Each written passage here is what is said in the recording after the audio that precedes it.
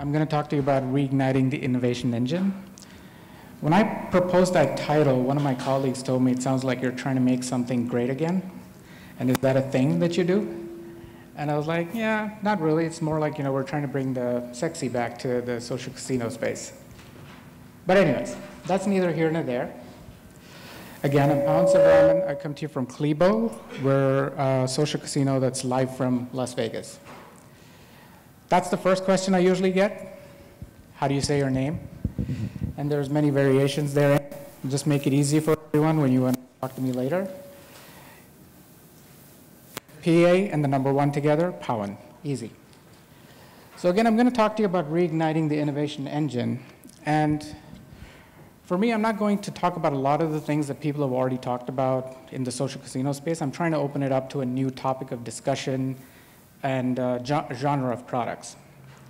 So the flow of this presentation is for me is to take a step back, reimagine the possibilities that are there for social casino, and by taking a step back, we can actually make many more steps forward in terms of what we can build as an industry. So I'll start off by getting into what social casinos are right now. We all know this. I'm going to skip through this very quickly. If you want me to stop, let me know. We know more women than men are playing. We know they play digital games, mostly slots.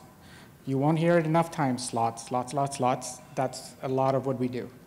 There's some table games, and there's, of course, a smaller component for bingo, all these other kind of games. Obviously, the average man seems to spend more than women, so that's kind of a dichotomy in the industry that, that caught our attention at Klebo. Despite all that, the industry is doing pretty well. We hear a little bit of talk about maturity in the industry that, and you can see that in the graph a little bit, that, the growth spurt is past. There's a little bit of a slowdown there. So when we were looking at this, we also looked at who's out there. We're not from the social casino space. Our company, our team, I'm one of the co-founders. We're not from that space. We're from the iGaming space. We were B2B suppliers and so on. So when we got in, we looked at all the players that are there.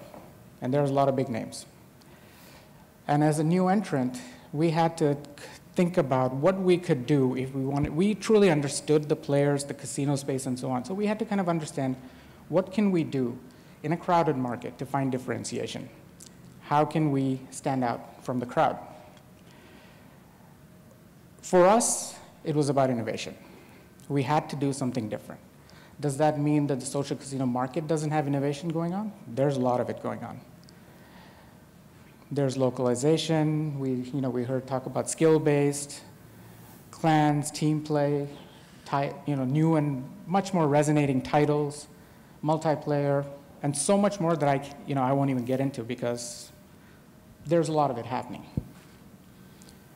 Then to compare and contrast, the social casino industry comes from the casino industry, and the gold standard for the casino industry is Vegas. So we looked at what happens in Vegas. So who's visiting Vegas? 43 million people in 2016. That's according to the Las Vegas Convention Authority. I can't say the whole acronym. When they're there, they go to casinos, besides attending conventions, having a vacation or whatever. They wine and dine, and they enjoy entertainment options, shows, what have you. But do they play? Again, according to the Las Vegas Convention Authority, 7 in 10 do place a gamble of some sort. That varies in a big range. I'm sure not everyone's spending a lot, but the average last year was $619. And that was a jump from 2015. Who's playing? Men and women. And what they're playing is, again, a lot of slots. But where this is different from social casinos is there's a lot of table games too, besides poker and all these other rake-based games. So for us, when we looked at it, we looked at the casino industry as it was. We looked at the Vegas, and we said, there's some sort of an opportunity here for sure, and what can we do with it? And the opportunity is a question that we talk about a lot in this industry because there's a plateauing, sense of plateauing, even if it's not. So, opportunity, we're talking about things like, can we reach players better, somehow communicate, get them to understand our products and so on? Do we do new content, which I mentioned? Do we bring in new audiences? The unicorn that people are always chasing in social casino is how to get more men into the game. Conversations of that nature are happening. More games, personalization, so that people feel more connected with the product or the game that they're playing. If there's a way to personalize the experience for them, people feel it's their own, and if they feel that it's their own, they're probably going to commit more to it. Or just find a way to bring that casino experience in a more true fashion. In the end, the problem that we're all trying to solve is the audience is digital, the casino experience, the full casino experience is in land-based. How do you bridge that? How do you bridge the audience and the experience? For us, it was like, what will it take to do this? So I can't speak for a definitive answer of what that will take, but I can tell you about what we did. So we started with questions. We looked at what is the Vegas experience. It's a little bit over the top. There's lots of colors, things, everything going on, but that's Vegas. It's overstimulation of your senses in many ways. And then we said, what does social mean in a casino? Very simple answer. People having a good time, sharing experiences. It's a very obvious answer, but the reason I stressed this was important for us is, for example, my mother-in-law talks about how she lost, how she bet over and over on roulette. She doubled her bets every single time because somebody told her that was great strategy, up to the point where she was at 4 or 5 digits. But we talk about that today, and it's 10 years later. So there's a lot of experience that happens. So the whole, what happens in Vegas stays in Vegas kind of thing is all about experiences. So for us, it was like, okay, if experience is what Vegas is about, not just the games, where are people having these experiences? Casino floor, dining attractions, same places that they're already going to. We looked specifically at the casino floor and said, where does social interaction happen? Table games is a natural facilitator of social interaction. People sitting around a table, having someone in front of you talking, looking at what the other person is doing, and so on. Happens around slots, but much, much less. Slots in general, we heard the last speaker talk about how they're trying to do a communal slot game. There's a lot of efforts toward trying to socialize it, but table games naturally lend themselves to being social. So our decision was that we'd build a platform where people can come together around a truly social casino experience. So we made a few decisions. That was a starting point. We made a few decisions when we said, okay, this is what we're going to do. We said, number one, we're going to have to get that Vegas experience in. Number two, we're going to have to get men into the game. If we're trying to do the same thing that everyone else is doing, we're not going to be able to make it. Three, it has to be multiplayer. Most of our games are multiplayer. The reason being, if it's multiplayer, it's interactive. If it's interactive, it's social. And to kind of build on what people already know about the games, how they behave at the tables and so on, take advantage of their natural behavior rather than try to teach them something new. Table games, slot games have existed, Al was mentioning, for over 100 years. There's a reason they work. So we tried to take advantage of as much of that as we could. So to do that, we first started looking at what do we want to build as a product. And we said we have to build something new, something that expands the market, something that offers real value in terms of the games, the scale, the audience, the monetization, all of those things. I don't like reading slides, so I'll let you read it yourself too. Social mechanics, how does it happen in the casino? How does it happen online? What are the things that are going to happen to translate one to the other and also build that community that we want? Content. We have to build something that's entertaining, that's fun. Vegas is more than just about slots. There's a whole experience, like you said. So what do we need to do about that? How do we build something that's sustainable and also can adapt to the user and the audience? Last, we looked at technology. If this is what we wanted to build, could we build it and could we deliver it? Because a lot of times people get stuck on the idea that they have and they lose the concept of can you actually deliver what you want to do. We went from there, and we said, what did we create? We created the first truly live social dealer casino.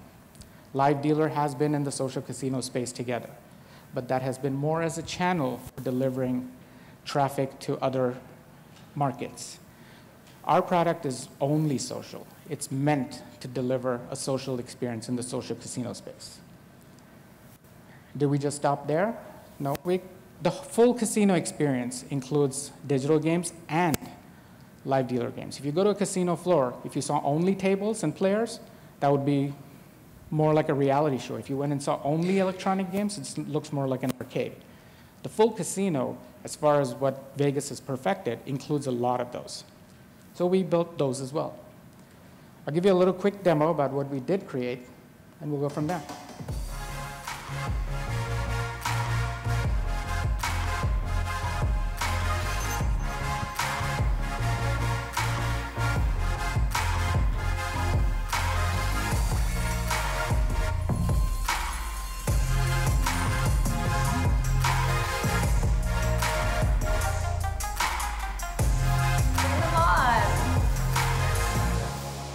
It's always a good time at Clevo Casino.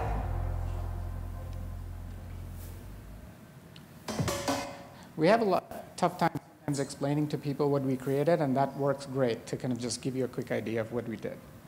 But is it just about live dealer? Because live dealer is cool. Is it just the cool factor? Sure, it's cool. But if we built a product around cool, we'd be out of business very quickly. So video is social. We all know how video translates in terms of what we do in our advertising and marketing strategies. Video lends itself to being social. And so we wanted to bring that into it. We wanted to bring human interaction into the game. We wanted to bring the ability to adapt the content in real time. All our dealers are entertainers, Vegas entertainers, who we train to be dealers, because then they can bring the Vegas vibe and the Vegas sense of things to what's happening in the table, to that conversation that's happening around the table, all of them. And they can engage and re-engage with the players on a personal level that no graphic, no digital game ever can. You can never have a human connection with a graphic to that level. In person, that kind of relationship that happens is one of the goals that we started off with, and that's what we tried to build. And if, let's say, for example, something's happening in the game, they can introduce a catalyst as a conversation piece and change the whole dynamic of how the casino or the table feels, just triggering people to talk about different things. For us, the metagame, which we hear a lot about, was simple. Vegas, relationships, and community. If we could get those, we'd be fine. I'm going to kind of run through this as fast as I can because I see the 5-minute sign. I'm Indian, so we never stay on time. What we've done to date, that's what we're seeing. We've been out for 7 weeks. We've run very generic campaigns for male and female. We've done very little targeting. We ran one male-oriented campaign. We didn't target women. We didn't target the demographics social casinos have already perfected as a science because we can always employ them later. We wanted to show that our product could do what we thought it would do. And that's what we're seeing. A lot of our players are men. There's a sizable chunk of women too. I can talk about a little bit about the stats. Session times. In 7 weeks that we've been out, our average player single session time is 1 hour. A little over, but about 1 hour. We've crossed the threshold of having more returning players than new every day with a constant marketing budget, which is a test budget. So whether it's a trend, we'll see. We have in-game actions. Sitting around a table watching things happen, you have to have more for them to do. 25% of our players play in-game slots, which is one of the features that we have. They invite friends, they gift, all of that from the game. So there's a lot of social mechanics and also spend beyond the live dealer. Most of our returning players have multiple sessions in the day, whether they're trying to chase the dealer or the people that they connect with or something else. That's what they're doing right now. In-game engagement, on an average, a player is sending between 5 and 10 messages in a session. That varies, wildly depending on the person, but they are engaging. Offline, for every 2 to 3 players that we have offline, they engage, they send at least one message through social media. Why is that important to us? We wanted to build that full circle of connection in-game, off-game, so that they're continuously connecting with us. And they're doing that without us right now pushing for it. Organic traffic, we have a lot of organic traffic. I can't mention how much, but it's a pretty sizable chunk of what we're seeing so far. Conversion is one thing that everyone asks me about, and I'll try to answer it in a somewhat vague, but give you a little bit of info. If 5% of free playing players to paying players is a standard, we're at that. So for us, when we targeted, like I said, we didn't target the demographics that are already there. I've kind of made it gender neutral, but that's our kind of spread. We obviously have to work with the 18 to 24, but it's pretty even. And most of them are men. So we wanted to have something that builds a relationship in a community. Again, I'm running out of time, so I'll try to talk about it really quickly. We had organically organized player clubs. We didn't know about it. We found out through social media. Players have formed their own club, posted blooper reels about dealers doing funny stuff, talking about them, engaging with them. They've created competitions in the game of who can be smarter than a particular dealer, for example. Things of that nature. Families have played together, and we didn't know about it. We found out because on one weekend, there was a whole lot of new players playing together, and they were like, seemed to know each other, and we're like, what the hell is happening? They were from one small town in Indiana, where one guy started playing. He introduced his wife, his neighbor, his friends, his family, and they picked a time on their own to come together and play together. For us, that was interesting, very interesting to see. The dealers and players form friendships, but most of and players to players too. What's interesting for us is they talk about Klevo as part of their community, dealer, player, brand, as part of the same community, which for us is very interesting and very good to see. They're not talking about it as a corporate entity. I'm rushing through this so we can get to this in the Q&A. Closing thoughts for us, if it was pursuing innovation, for us, there was no choice. We had to go blue ocean. Because if we're a new entrant in this market and we just did incremental stuff, we'd be easily beat. So as a new entrant, that's what we chose. Our risk appetite's obviously heavy, so we took a big risk on this one. And so far, it's paying off. And if we wanted to build something that was only a value add, we would have gone B2B. Because then it's easy to license that content out to multiple people and make money.